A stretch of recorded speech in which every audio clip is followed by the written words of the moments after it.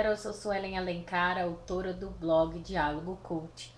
O nosso Páginas Devoradas dessa semana está um tanto quanto macabro, um tanto quanto sinistro. Então, Páginas Devoradas dessa semana é um livro sobre contos. Um livro de Fábio Yabu, da editora Globo Livros, chamado Branca dos Mortos e os Sete Zumbis e Outros Contos Macabros. Essa obrinha aqui, que tem essa capa aqui. Eu gostaria de começar falando para vocês que o livro, ele começa fazendo umas indagações, né? É um livro muito objetivo. Ele começa fazendo indagações do objetivo das histórias infantis, né? Desde lá dos irmãos Greens e tudo mais, né? Então, que o objetivo das histórias infantis era ensinar as crianças, né? Algumas coisas que seriam mais fáceis dela entender descrevendo numa história. Por exemplo, aquele lobo mau que devorador de menininhos. O objetivo, digamos assim, das histórias infantis era ensinar as crianças através do medo. Bom, voltando para o livro, o livro é dividido, tem 197 páginas, é dividido em 12 contos, né? São curtos, não são contos longos. Eu acho que o maior tem 31 páginas, né? E ele é muito legal. Para quem curte de história macabra, histórias sinistras, eu indico. Mas eu já vou preparando que não é aquela coisa Stephen King lá, com muito horror. É mais objetivo no sentido de passar uma mensagem. Então, o primeiro conto que a gente tem aqui é o Branca dos Mortos e os Sete Zumbis. E o que eu gostei é que ele retoma de forma bem macabra e com muito suspense a história de Branca de Neve, né? E ele não fecha a história. E depois é que a gente vai perceber que tem uma intenção por trás disso. A gente vai entender no decorrer de outros contos, porque eles interligam. O próximo conto ele é sobre João Maria e os Outros. Ele sempre coloca um título assim, pra gente já imaginar do que tá vindo ali, que ele vai escrever. Então, nesse segundo conto, ele tenta passar uma mensagem sobre pais irresponsáveis, sabe? Sobre a maldade, sobre o maltrato aos filhos. Eu acho muito legal ele fazer essa referência, porque isso faz parte da realidade, né? De muita família por aí. E aí ele coloca muito sobre a punição, né? Mas também tem sobre arrependimento e principalmente sobre vingança. O que eu achei legal nesses contos é que ele sempre faz uma referência, não tentando justificar, mas tentando esclarecer por que é que aconteceu aquilo e como que aconteceu aquilo, mas sempre com suspense, porque você não imagina o que vai acontecer. Depois a gente tem o conto de Os Três Lobinhos, né? Eu confesso que esses Três Lobinhos eu nunca tinha visto nenhum tipo de história parecido com isso. Se tem, eu não conheço, nunca li. Então achei que a imaginação dele foi bem aflorada nesse terceiro conto. Vou tentar descrever os contos bem rapidinho, porque senão vai ficar muito longo o vídeo. E nesse conto do lobo, ele é um pouco assustador, porque ele tem uma conotação meio real, assim, sabe? E aí ele tenta passar uma lição, né, naquela tentativa de ensinar as crianças, mas um pouquinho mais assustadora do que o normal. E aí a gente tem o conto A Vendedora de Fósforos e o Vingador. Eu já tinha ouvido e lido alguma coisa superficialmente sobre Vendedora de Fósforos, mas eu não conheço a história real. Ele é um conto muito intrigante sobre vingança, né? E vai bem por essa linha de justiça com as próprias mãos ou alguma coisa desse tipo. Depois nós temos Cinderela e o Sapato Infernal.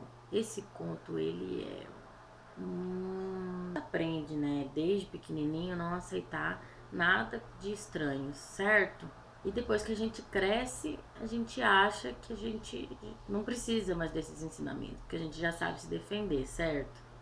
errado. Interessante porque nesse conto não tem mocinho e vilão, sabe? Ele passa uma ideia de como se o crime compensasse.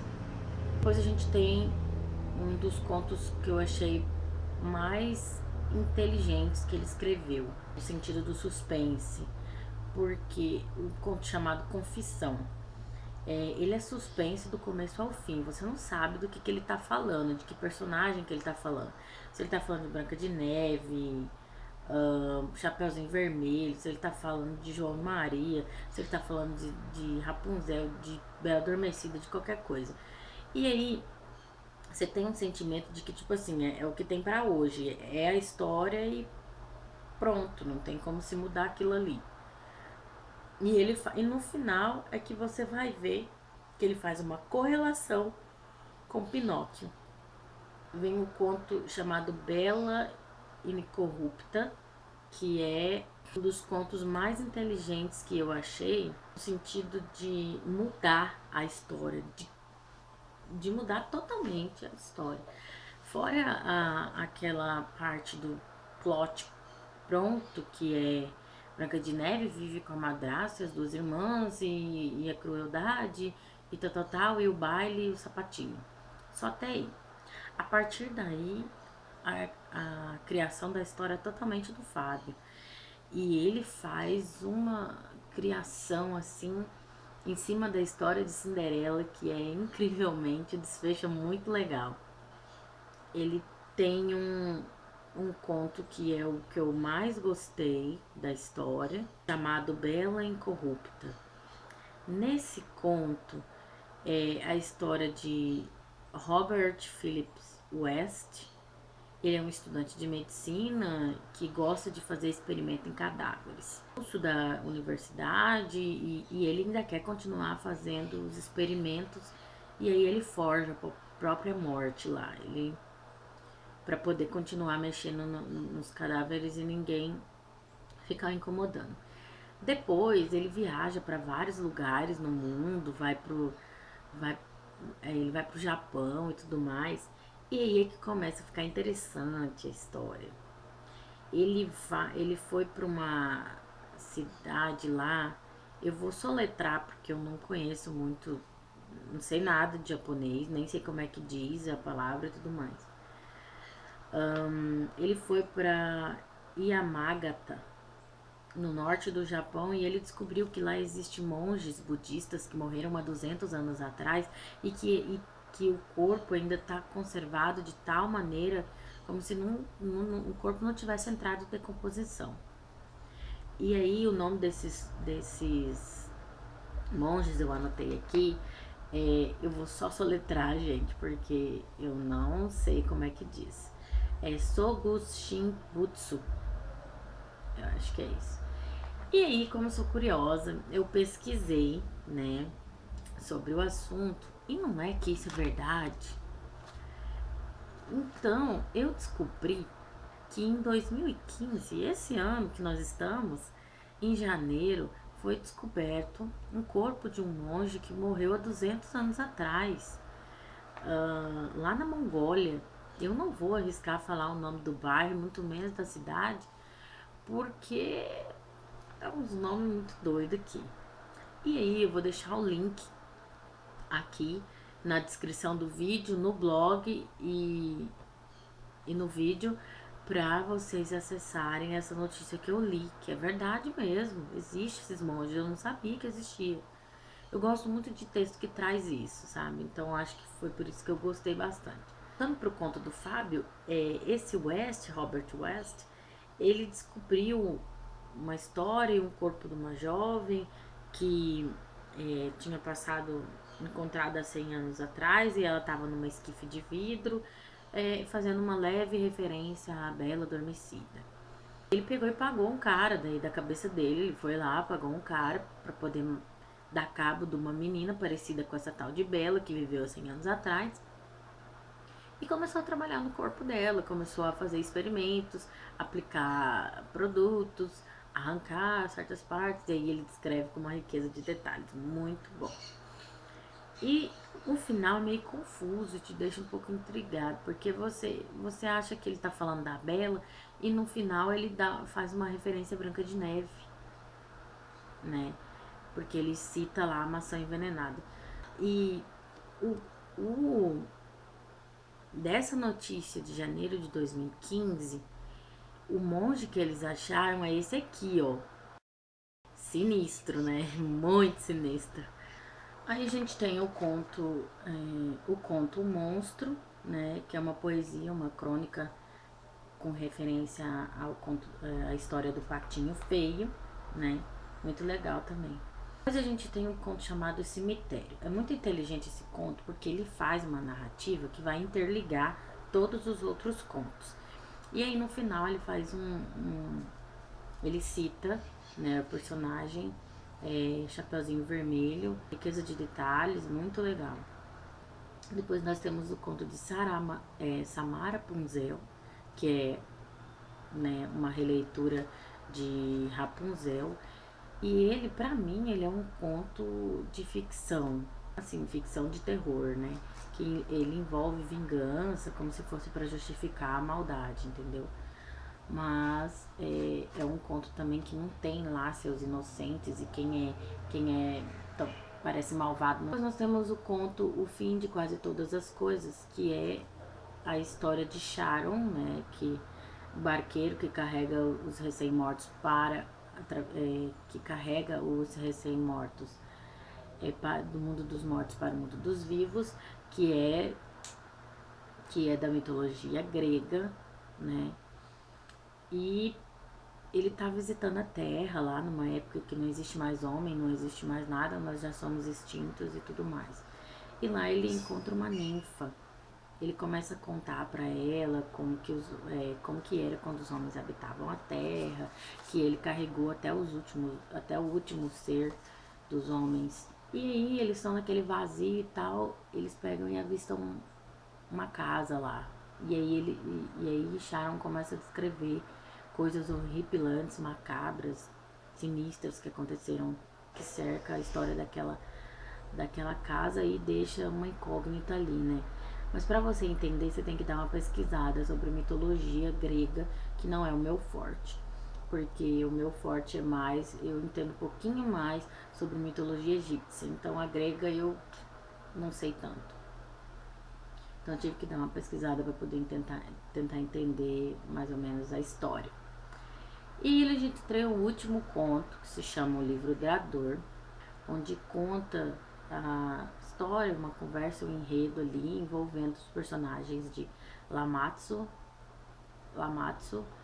que é um demônio, uma deusa feminina que ameaçava as mulheres na hora do parto, porque ela se alimentava de sangue e do corpo e da carne dos recém-nascidos. A personagem, essa deusa, ela faz parte da mitologia suméria, que eu não sabia que existia, nunca nem tinha ouvido falar. Só lá na mitologia, essa deusa, para você poder combater ela, você tem que chamar um tal de Pazuzu, que eu também nunca ouvi falar.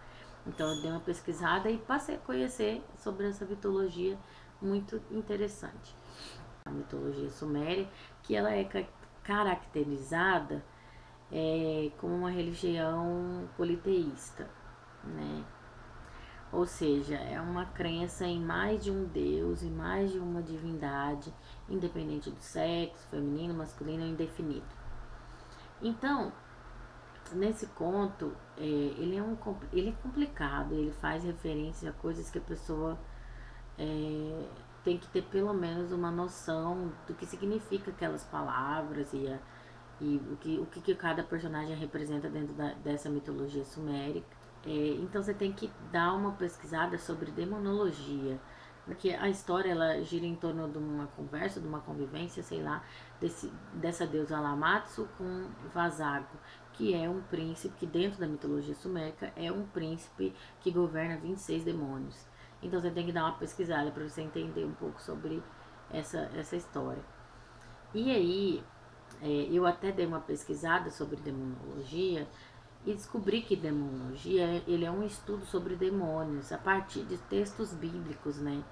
E esse estudo de demonologia faz parte do ramo da teologia. Eu não sabia disso, foi legal ficar sabendo sobre essa informação, que né, eu nunca tinha ouvido falar que existia alguma coisa relacionada a isso. Bom, tá aí, galera. Esse é o livro Páginas Devoradas, fica por aqui.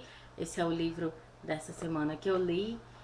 E eu indico para quem curte no estilo de histórias, contos de terror e tudo mais.